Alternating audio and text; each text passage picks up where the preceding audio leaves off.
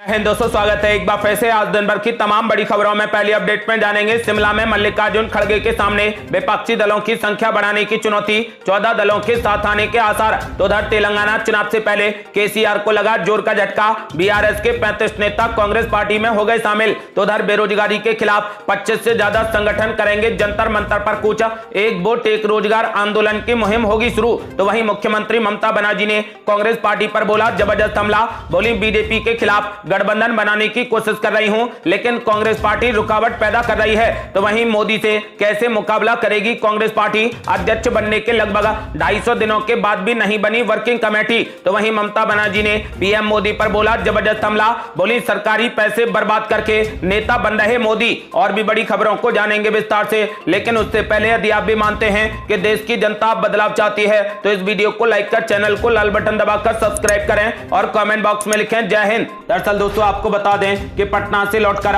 विपक्ष के नेता अब 14 दिन बाद शिमला में कांग्रेस अध्यक्ष मल्लिकार्जुन खड़गे की अगुवाई में दूसरी बैठक की तैयारी में हैं। बैठक में विपक्षी दलों से एकजुटता बनाए रखने में बिहार के मुख्यमंत्री नीतीश कुमार लगातार कोशिशें कर रहे हैं। मल्लिकार्जुन खड़गे ने इस बैठक के 10 से 12 जुलाई के बीच होने की घोषणा की है। विश्वस्त सूत्रों को लग रहा है कि अगली बैठक में 13 से 14 दलों के नेता जुट सकते हैं। बता दें कि दिल्ली के मुख्यमंत्री अरविंद केजरीवाल को अपनी शर्त के लिए अभी इंतजार करना पड़ सकता है। मुख्यमंत्री अरविंद केजरीवाल कांग्रेस के समर्थन के बहाने जहां विक्टिम कार्ड खेल रहे हैं, तो वहीं दिल्ली के वरिष्ठ नेता अजय माकन भी नहीं चाहते कि अरविंद केजरीवाल को बहुत ज्यादा भाव दिया जाए। अजय माकन ने तो बाकायदा प्रेस वार्ता में कह दिया कि केजरीवाल ने पटना में विपक्षी एकता को खंडित करने के लिए जो किया, इसके पीछे केजरीवाल की सोची समझी साजिश थी और जेल जाने के डर से उन्होंने ऐसा किया था। आपको बता दें कि फिलहाल विपक्षी दलों की अगली बैठक 10 से 12 जुलाई को शिमला में होगी, जिसमें 13 से 14 दलों के जुटने की संभावना है।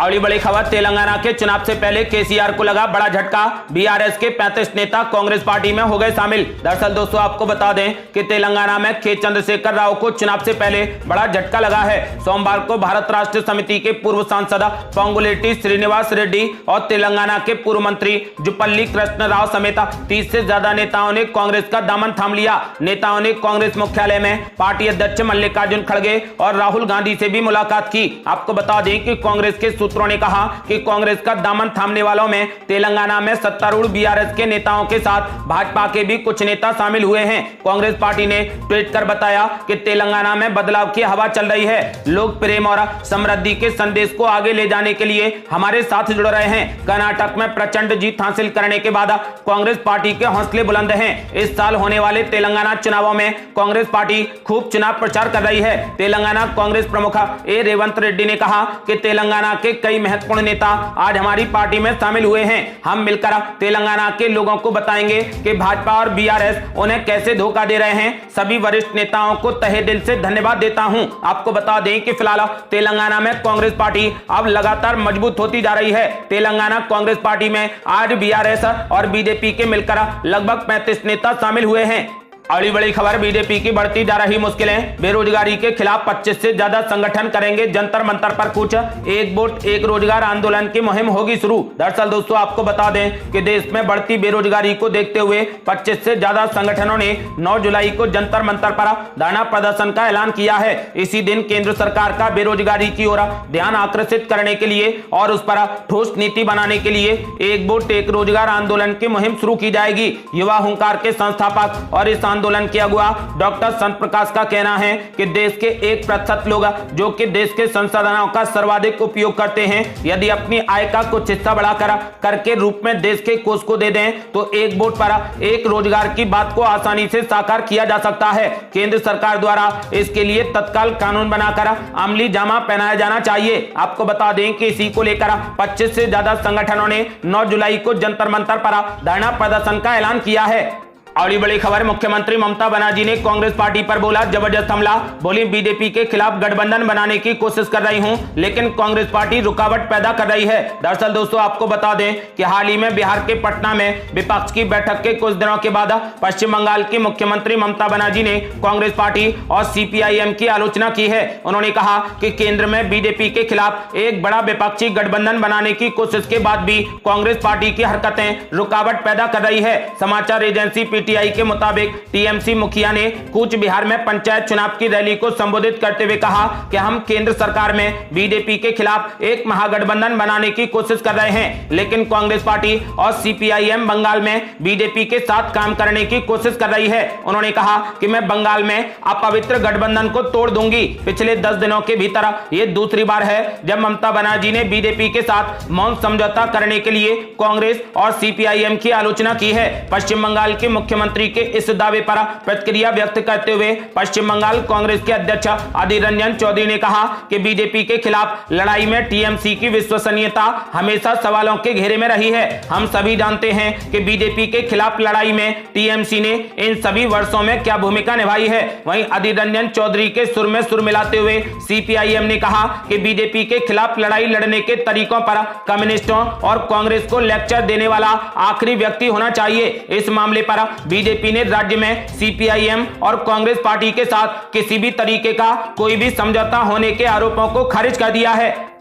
और बड़ी खबर, पीएम मोदी से कैसे मुकाबला करेगी मल्लिकार्जुन खड़गे की कांग्रेस पार्टी। अध्यक्ष बनने के लगभग 250 दिनों के बाद भी नहीं बनी वर्किंग कमेटी। दरअसल दोस्तों आपको बता दें कि 4 महीने के बाद राजस्थान, मध्य प्रदेश और छत्तीसगढ़ में विधानसभा के चुनाव होंगे। इन 3 राज्यों के तत्काल बाद ही देश भर में लोकसभा के चुनावों की तैयारियां शुरू हो जाएंगी। लेकिन मल्लिकार्जुन खड़गे के कांग्रेस अध्यक्ष बनने के बाद उसे कार्य समिति तक नहीं बन पाई है। ऐसे में सवाल यह खड़ा हो रहा है कि प्रधानमंत्री नरेंद्र मोदी से 2024 में मल्लिकार्जुन खड़गे की कांग्रेस आखिर कैसे मुकाबला करेगी। मल्लिकार्जुन खड़गे के अध्यक्ष बने हुए लगभग 250 दिन पूरे हो चुके हैं, लेकिन वो अपनी टीम तक तैयार नहीं कर पा रहे। जबकि राजस्थान, हरियाणा, उत्तराखंड सहित कई राज्यों में पार्टी के भीतर गुटबाजी चरम पर है, जिसे सुलझाना उनके लिए एक बड़ी चुनौती है। कांग्रेस कार्य समिति का पहली बार 1920 में गठन किया गया था। शुरुआती दौर में इस समिति में चुने हुए 15 सदस्यों को शामिल किया गया था, जिसकी संख्या अब धीरे धीरे बढ़कर 31 तक की जा चुकी है। सोनिया गांधी की अध्यक्षता वाली कार्य समिति में 31 सदस्य थे। इसके अलावा स्थायी आमंत्रित और विशेष आमंत्रित के तौर पर भी 30 से 40 सदस्यों को शामिल किया जाता है। कांग्रेस पार्टी ने 2019 में महाराष्ट्र में वैचारिक रूप से विपरीत शिवसेना के साथ गठबंधन किया था। उसके बाद पार्टी के नेता संजय निरुपम ने सार्वजनिक तौर पर कहा था कि सोनिया गांधी को कार्य समिति यानी CWC को भंग कर देना चाहिए, जिसको लेकर काफी विवाद भी हुआ था। आपको बता दें कि फिलहाल मल्लिकार्जुन खड़गे के अध्यक्ष बने 250 दिन पूरे हो चुके हैं, लेकिन अभी तक उन्होंने अपनी टीम को तैयार नहीं किया है। अब सवाल ये उठ रहा है कि ऐसे मल्लिकार्जुन खड़गे पीएम मोदी का मुकाबला आखिर कैसे करेंगे। अगली बड़ी खबर, मुख्यमंत्री ममता बनर्जी ने पीएम मोदी पर बोला जबरदस्त हमला। बोली सरकारी पैसे को बर्बाद करके नेता बन रहे पीएम मोदी। दरअसल दोस्तों आपको बता दें कि पश्चिम बंगाल में पंचायत चुनाव की लड़ाई बेहद दिलचस्प होती जा रही है। पहली बार पंचायत चुनाव के लिए प्रचार करने निकली मुख्यमंत्री ममता बनर्जी ने पीएम मोदी पर लंबे समय के बाद निजी हमला बोला है। कूच बिहार में एक जनसभा को संबोधित करते हुए ममता बनर्जी ने कहा कि सरकार के पैसे को बर्बाद करके मोदी अमेरिका को संतुष्ट करने गए हैं। ममता बनर्जी ने बीएसएफ की गोली से मरे लोगों के परिवार को मंच पर बुलाया और कहा कि मेरे पास खबर है कि बॉर्डर पर जाकर ये लोग डर फैलाएंगे तो आप शिकायत करिएगा। उन्होंने केंद्र की बीजेपी सरकार पर बेघर लोगों के लिए आवास योजना के लिए पैसे न देने का भी आरोप लगाया है। ममता बनर्जी ने कहा कि केंद्र सरकार आवास के 100 दिन के काम के पैसे नहीं दे रही है, ये पैसे हम लेकर रहेंगे। उन्होंने कहा कि आने वाले लोकसभा चुनाव में जब सरकार बदलेगी तो हम पैसे लाएंगे। उन्होंने पीएम मोदी के अमेरिका दौरे पर निशाना साधते हुए कहा कि मोदी बाबू अमेरिका जाकर पैसे बर्बाद कर रहे हैं, कभी रसिया जाते हैं, कभी कहीं और जाते हैं और यहां पर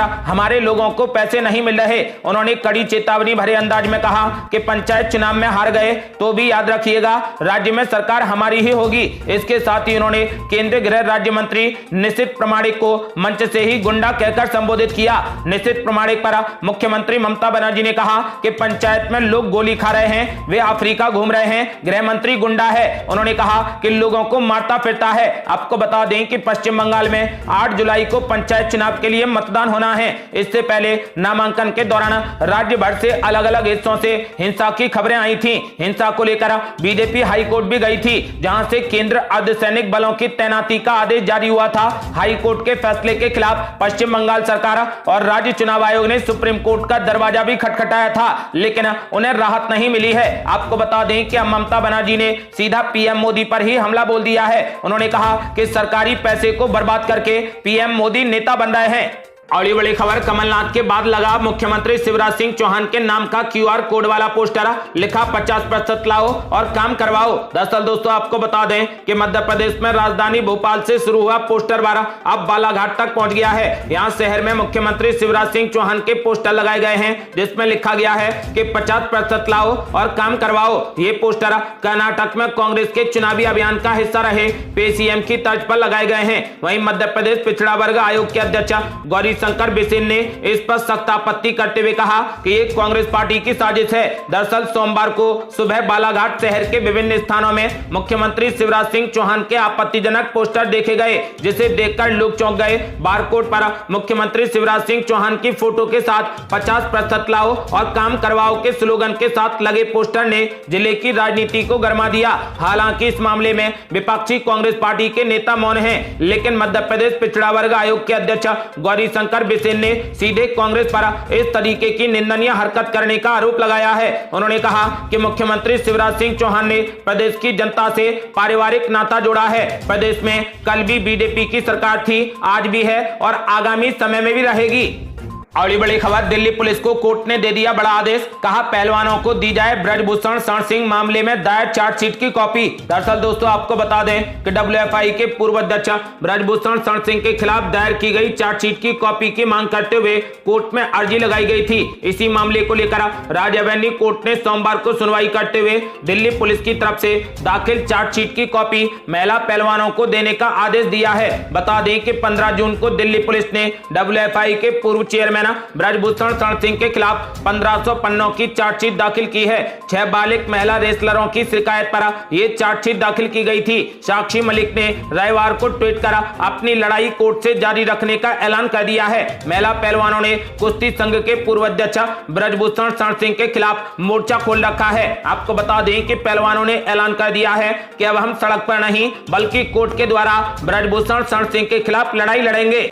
और ये बड़ी खबर, विपक्षी दलों की बैठक का बीजेपी ने उड़ाया मजाक, तो भड़क गए शरद पवार, बोले आप करें तो सही और हम करें तो आपको दिक्कत क्यों हो जाती है। दरअसल दोस्तों आपको बता दें कि राकापा अध्यक्ष शरद पवार ने सोमवार को कहा कि अगले साल होने वाले लोकसभा चुनाव से पहले पिछले सप्ताह पटना में हुई विपक्षी दलों की बैठक में प्रधानमंत्री पद को लेकर कोई भी चर्चा नहीं हुई है। शरद पवार ने महाराष्ट्र के बारामती शहर में पत्रकारों से कहा कि बैठक में महंगाई, बेरोजगारी और सांप्रदायिक ताकतों को प्रोत्साहित करने के लिए कुछ स्थानों पर जानबूझकर किए गए प्रयासों जैसे मुद्दों पर चर्चा हुई है। आपको बता दें कि उन्होंने विपक्षी बैठक की आलोचना के लिए सत्तारूढ़ भारतीय जनता पार्टी पर भी निशाना साधा।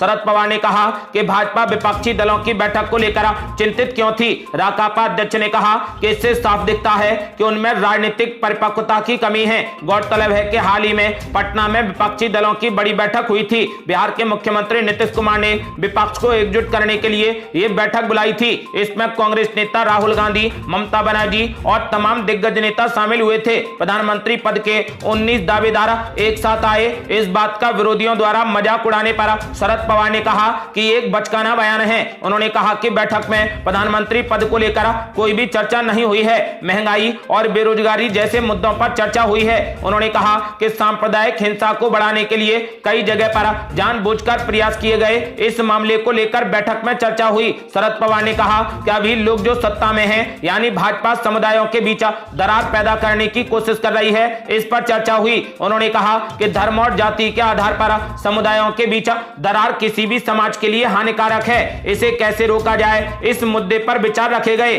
शरद पवार ने कहा कि मैंने उन सभी नेताओं के बयान पढ़े जिन्होंने पटना में हुई विपक्ष की बैठक पर टिप्पणी की है। उन्होंने कहा कि लोकतंत्र में बैठक आयोजित करने की अनुमति क्यों नहीं है। शरद पवार ने कहा कि भाजपा प्रदेश अध्यक्ष, मुझे उनका नाम याद नहीं। उन्होंने कहा कि बैठक करने की क्या जरूरत थी। शरद पवार ने आगे कहा कि अब मैंने उनका एक बयान पढ़ा है कि वो मुंबई में एक बैठक करने जा रहे हैं। उन्होंने कहा कि अगर भाजपा एक बैठक कर सकती है तो हम क्यों नहीं कर सकते। उन्होंने कहा कि हमारे बैठक करने से आपको परेशानी क्यों हो जाती है।